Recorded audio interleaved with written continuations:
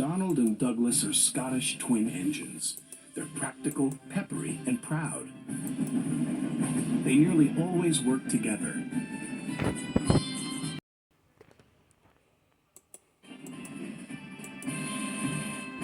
Down the line, Trevor the traction engine had been struggling with a big cartload of hay. Crossing the tracks, the cart's wheels had broken off. Then Trevor heard a whistle. "Oh no!" Trevor cried. Donald could see the cart. "Stop!" he cried. Donald's driver applied the brakes, but it was too late.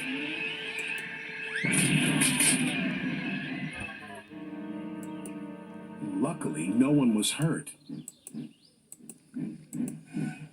"Stop being pushy," Donald snapped. "Don't call me pushy," Douglas snapped back. "You shouldn't have pushed me into the cart," huffed Donald. "You pulled me, you mean," argued Douglas. "Didn't. Did. Did not. Did too." Before long, the track was cleared, and Donald and Douglas were on their way. The twins were so cross they refused to speak to each other for the rest of the day.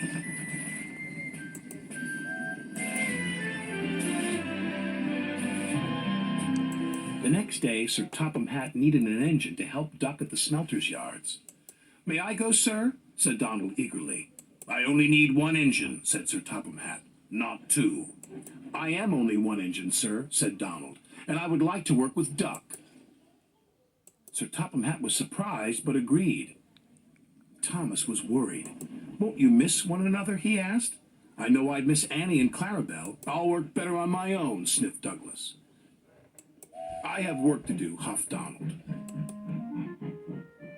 At first, Donald enjoyed working with Duck.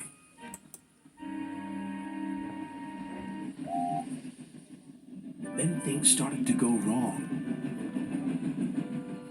"Did you shunt those freight cars onto the other line?" Donald asked. "You said you wanted them on the other line," Duck replied.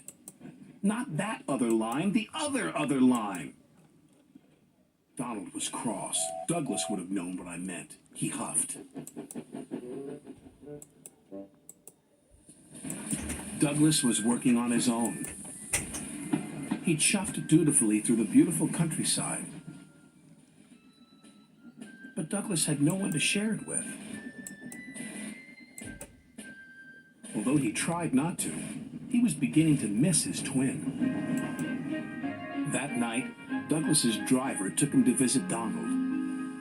"I was just passing," said Douglas. "Have you come to say you're sorry?" Donald sniffed. This made Douglas very cross. "I've nothing to be sorry for," he said, and steamed away in a huff. The next day, Donald was in a bad mood. Duck could see he was getting too close to the buffers. "Look out!" Duck shouted, but it was too late. Donald's driver was very cross. "This wouldn't have happened if you were working with Douglas," he said. Donald knew he was right, and Duck knew he couldn't pull Donald back onto the rails. So he went for help. Douglas was sadly finishing his work as Duck steamed into the depot. "Donald is in trouble," said Duck.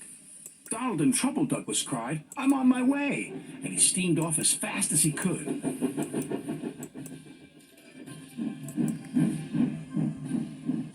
Douglas struggled and struggled. He finally pulled his twin gently back onto the tracks. He was relieved Donald wasn't hurt. "Thank you," Donald said, "and I'm sorry." "No, I'm sorry," said Douglas. "I'm sorry," insisted Donald. "Don't argue about who's sorry," chuckled Duck. "Just be glad you're back together." And they were.